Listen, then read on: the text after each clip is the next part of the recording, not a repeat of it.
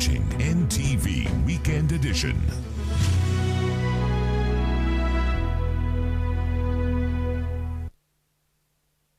Welcome back and thank you for keeping it NTV. You are still watching NTV Weekend Edition and welcome to Talk of the Nation. Now this week the Finance Minister unveiled the annual budget which showed that the country would try to function on 72.1 trillion shillings. Now the move came at a time when there was concern about how much the country was spending on the education sector. Now to share with us what they make of the budget as stated, we do have the Executive Director of the Initiative for Social and Economic Rights, that is Angella Kasule Nabwowe. Good evening, Angela, and welcome to Talk of the Nation. Good evening, Mildred, and thank you for having me. Always a pleasure. True, always a pleasure. So now the budget for the financial year 2024-2025 has just been released, and of the 72.1 trillion shillings, more than half, or about 40 trillion, is going to be borrowed from internal and external sources. What do you think this means? Yeah, thank you, Mildred. Maybe I just want to start off in a non-conventional way. And for people to be able to understand this is that when you have your father or your parent who tells you that, they'll call a meeting at dinner time and tell you that, my business is not doing well as a family. We are going to have some changes at home. We are not going to be able to afford the subscription for DSTV. We are not going to be able to eat chicken on Sunday. And we have to cut down on electricity consumption at home and things like that. So as a family, you're together and you're like, okay, this is it. How do we manage as a family? But then as children, and probably you have your sibling who is going to sit for senior 4 this year, and your father has not completed paying the school fees in one of the government-aided schools. And then just a few days down the road, your father comes home with a BMW or a Mercedes-Benz. I think you can get confused as a child or as a mother. You're like, oh, but dad said There was no. We are, it's like dad said we have to tighten our belts. I'm not sure even whether I'm going to be able to sit my final examinations. So our dad, the President of the Republic of Uganda, told us that we have to tighten our belts because of the impact we're experiencing because of COVID-19. Which is true. And so we said, okay, what does tighten your belt mean? So we've been doing budget work for quite some years. We are also part of the Civil Society Budget Advocacy Group. And for many years, when we start the budget process, the Ministry of Finance releases what we call the budget call circular. And there are some recurring statements in that budget call circular, please reduce on consumptive expenditure. But we don't see that happening, and we no longer understand the meaning of tighten your belt. And I will just start with Parliament and what is happening in Parliament. Media has been reporting about what is happening in Parliament. And we have all this extravagancy that is thrown in our faces. I would forgive my father for coming home with a BMW because probably that money is, he thinks that is his money, it is his private company, and so he can do as he wishes with his money. The difference between my father and the state is that the people are holding this money in trust for us, and this is taxpayers' money. It is my money, it is your money. Mildred, by 15th of every month, NTV should have filed your payee with the taxman, that is the Uganda Revenue Authority. And if NTV doesn't do that by 15th, the taxman will come knocking and they will be very angry. So Ugandans have to understand that this is our money. So that is the difference with private money. And they are only holding it in trust. So we are into a situation where 40 trillion shillings is going to be borrowed from internal and external sources. But we are doing that amidst debt distress. We are already in debt distress. When you see what URA is projected to collect, it is only 31 trillion, but your budget is 72.1.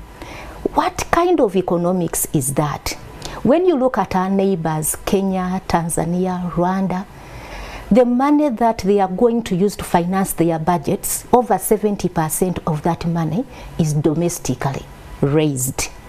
It is from domestic resources.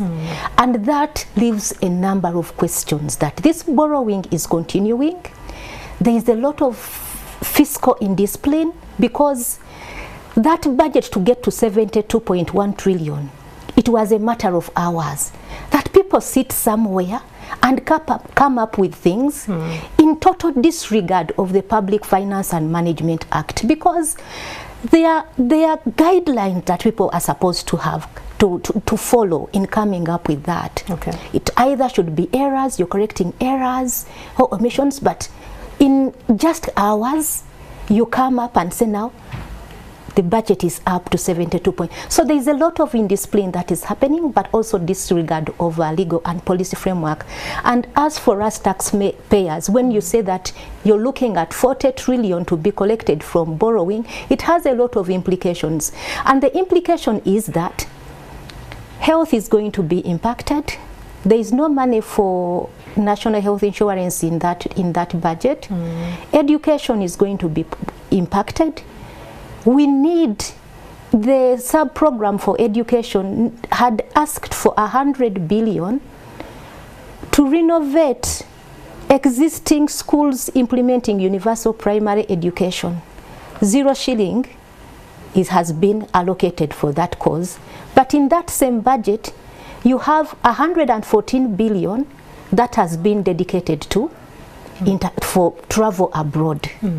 And when you talk about travel abroad, you have 114 billion, but you cannot get 100 billion to renovate schools that are implementing universal primary education. We have 40% of the schools that are implementing universal primary education in a very bad state. They are dilapidated.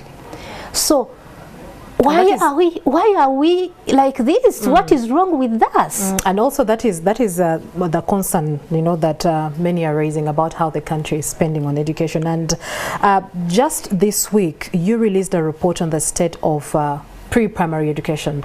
You're talking about the universal primary education, the USE, and so there is also the report that you released on the pre-primary education and how many people are impacted by, you know, how expensive it is, and also so many people coming out to say that, I mean, this is something that should also be taken up by the government. What were some of your findings from the survey that you did? So we did that research, Mildred, from 2022 to 2024 January, and I will tell you that less than 1 in 10 children are attending a registered or licensed pre-primary school. Less than 1 in 10, and 60% of the children who are supposed to be in preschool are not attending. So 60%. So the other one is less than 1 in 10 are attending, and then 60% do not attend at all. But we want to look at pre-primary as the foundation of learning. It's like when you're building a house, there's so much that goes into that foundation if you want that house to stand, that even when you have strong rains, that house is not going to be blown away. So we want to look at pre-primary as the foundation of learning. And when children do not attend pre-primary, they will never catch up with their peers who have attended pre-primary. And what schools are doing, they are just improvising.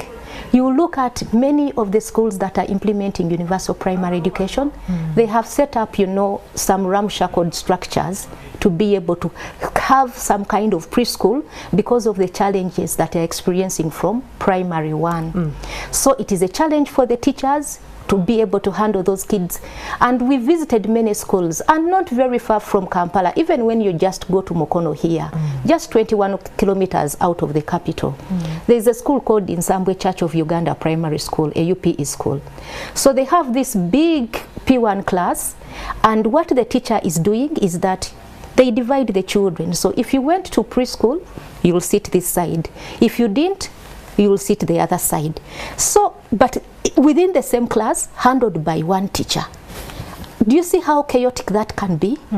So it brings a lot of challenges. You have overcrowding in those classes, but also the way they are managed, because there are so many things now children learn in pre-primary, such that when you do not attend, the inequality is beginning at that level, and it is going to spill over your life cycle. So because you've not had that foundation, they can't read, they can't even hold a pencil. So a teacher is teaching the one who cannot hold a pencil and teaching another one who has been in preschool. So it brings a lot of problems around how do you progress. So children keep on repeating and others completely lose interest, and then they drop out. We talk to children who are telling us, my grandmother did not have money to take me. And so what is it that you as the CSOs want for the government to do in that regard, in regards to the pre-primary education? So I think the challenge stems from the Education Act. That is where we have to start from. Education Act of 2008, in section 10, subsection 2, that is already a mistake. Because we have seen that there are many social and economic benefits that we get from pre-primary. A cost-benefit analysis done by UNICEF and the Ministry of Education has results showing that we could save 24.5 billion by just scaling up pre-primary by 90%. But also the money that we need to scale up, 9 of it, we already spending it. Why? Because children are coming to P1 when they are not ready. They are 4 or 5 years. And when they come when they are not ready, already government is paying for them through UPE capitation grants. So they are already in class. And because they come when they are not ready, they cannot be able to progress. Their progress is lost, so they remain in the system. That is why media always asks the Minister of Education when they are releasing results that you took in so many in P1, but PLE, these are the numbers you have. Where are they? They are lost in the system, but government has been spending on them. But I'll also tell you, the World Bank in 2023 classified Uganda as a low-income country and put our gross national income per capita at 930. And there are other countries in that category. You have Togo, you have Sierra Leone, you have Madagascar. Those countries are already offering 1 year of preschool, but their gross national income per capita is much less than Uganda's. Sierra Leone is a very poor country. Their gross national income per capita is 510, but they're already providing. Well, there is an argument that our government is an overwhelmed one, and perhaps as an area like it has a lot of problems, and perhaps an area like pre-primary something that could be attended to later. What's your take on that? But there are benefits both to the economy.